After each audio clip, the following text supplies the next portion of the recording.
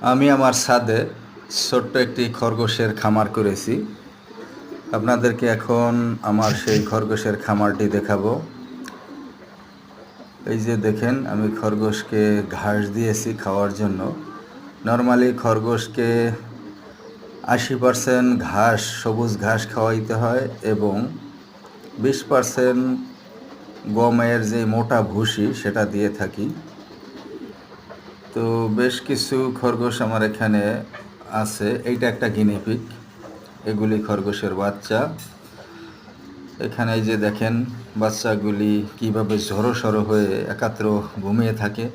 এরা যে কখন মা গিয়ে এদেরকে দুধ খাওয়ায়, নর্মালি সেটা দেখাই দুষ্কর, দেখা যায় না তেমন একটা।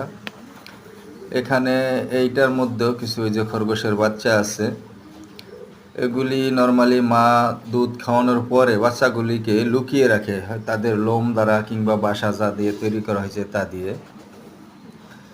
এটার মধ্যেও গতকালকে এই যে কয়েকটি বাচ্চা দিয়েছে, খুব ছোট ছোট বাচ্চা।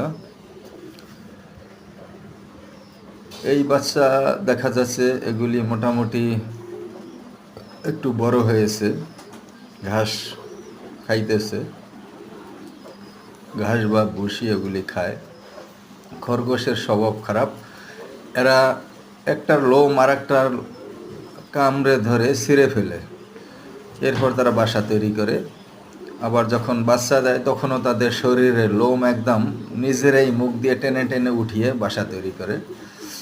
তখন শরীরের অংশ তেমন ভালো দেখা যায় না। আবার জিঙ্ক খাওয়াইলে সুন্দর হয়ে যায়। ধন্যবাদ।